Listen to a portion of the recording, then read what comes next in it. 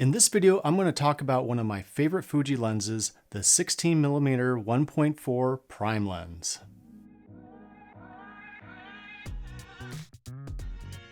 I mainly shoot automotive and real estate videos, and when I started out, I relied mostly on my 18 to 55mm kit lens. But what I really needed was a lens with a wider angle to effectively capture small interiors without any barrel distortion. It also needed a lower aperture to capture intricate details in low light situations. And that's when I discovered the XF16mm f1.4 prime lens. With a focal length equivalent to 24mm on a full frame camera, the 16mm is considered by many the best lens Fuji has ever developed. Unlike many wide-angle lenses, the 16mm stands out with its remarkable f1.4 aperture. This enables outstanding performance even in challenging low-light conditions such as nighttime filming. One standout feature is its impressive minimum focusing distance of less than 6 inches. On the photo side, this opens up a realm of creative possibilities for macro and close-up photography. This alone should give you a pretty good idea on the sharpness and how it can really capture intricate details and stunning close-ups. Let's talk about the build quality, which is rock solid. A term I've heard thrown around from other users is that it's built to last for generations. And that really has to do with the fact that it has a durable metal construction, so it can really withstand the rigors of professional use. Its compact and lightweight design makes it a perfect fit for my gimbal, but it also feels really comfortable and balanced in the hand. I also love the beautifully engraved depth of field markings, which just add a bit of elegance and precise guidance for getting better focus. It's also weather resistant, meaning that it's protected against dust and moisture while capable of operating in temperatures as low as 14 degrees. This makes it an ideal choice for shooting in challenging situations where other lenses might falter. Constructed with 13 elements in 11 groups, it includes 2 aspherical lens elements and 2 extra low dispersion elements.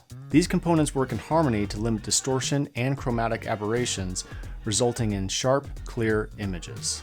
Additionally, it features a clutch focus mechanism, which offers a choice to quickly switch between automatic and manual focus modes.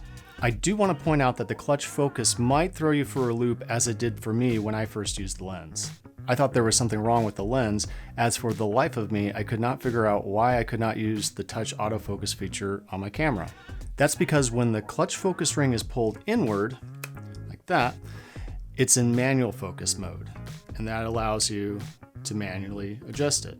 To enable autofocus, even if your camera is set to manual focus for touch focus shooting, you must slide the focus ring outward until you hear the click, like that.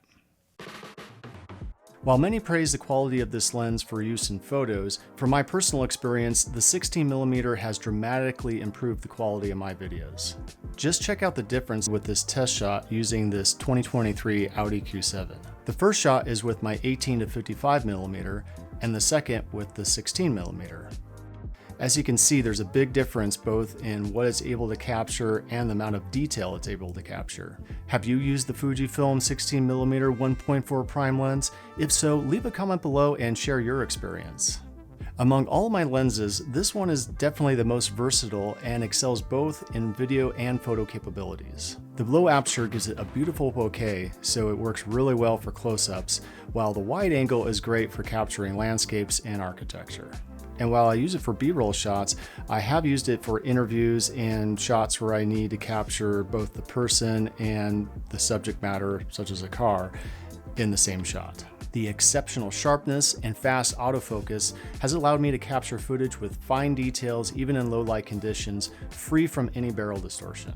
The close focusing distance has opened up new creative possibilities, enabling me to experiment with macro shots without needing a specialized lens.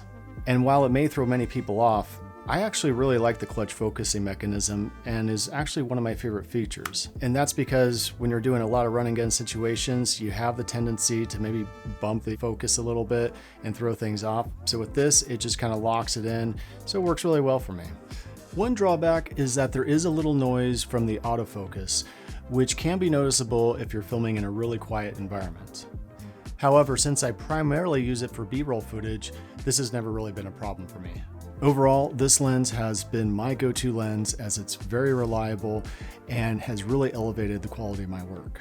It's well suited for a wide variety of shooting scenarios, from architecture and landscapes to macro. One last thing I want to point out is that it is a prime lens, so it does not have a zoom function. So if you want to do a close-up, you're going to need to get closer up. And beyond just all the technical jargon, the 16mm f1.4 possesses a unique personality that really sets it apart from other lenses. I've used this lens in a variety of adverse conditions, from dusty desert landscapes to misty car washes, and it has consistently performed to high quality standards without any signs of damage or wear.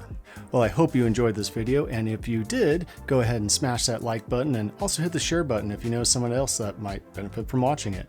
My name is Andrew Cooper at andrewcoopervideo.com. I'll see you in the next video. Take care.